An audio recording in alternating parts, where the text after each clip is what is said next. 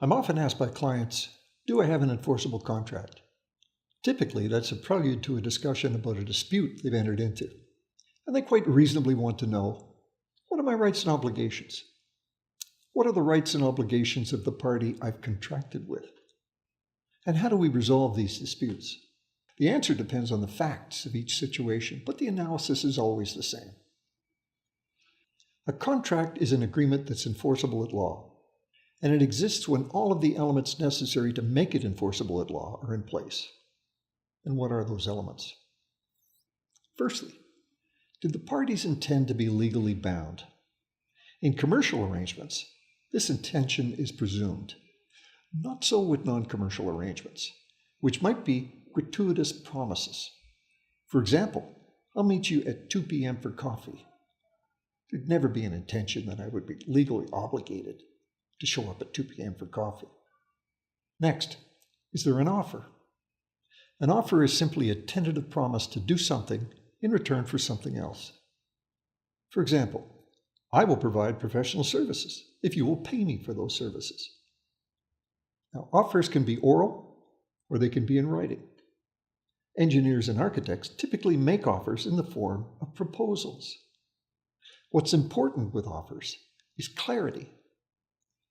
All of the needed and desired terms should be included in the offer. For example, how am I going to be paid? What services am I going to provide? What services am I not going to provide? How is acceptance of my offer to be indicated to me? Next, there has to be acceptance. It has to be clear and unequivocal. Otherwise, it's a counteroffer or a rejection. Is it communicated in the manner specified? For example, if I require a signed proposal letter, has it been signed? Has it been given to me? Has it been communicated to me before the offer expired? Or was my offer revoked? At the end of the day, was there a clear meeting of the minds? Is everybody on the same page? Next, there has to be consideration. Contracts are bargains. You give something and you get something in return, and those somethings are what we call consideration. Without consideration, there's no contract.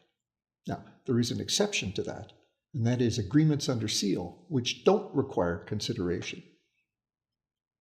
Is there some legal purpose for this agreement? Agreements to commit a crime or some other wrongdoing are not enforceable and therefore are not contracts. So if you have all of these elements in place, chances are you have an enforceable agreement. You have a contract. Standard form agreements for architects and engineers are very useful. They remind you of the issues. They provide a mechanism for dispute resolution. And they've been reviewed by courts, so we know what they mean. Hey, be careful out there.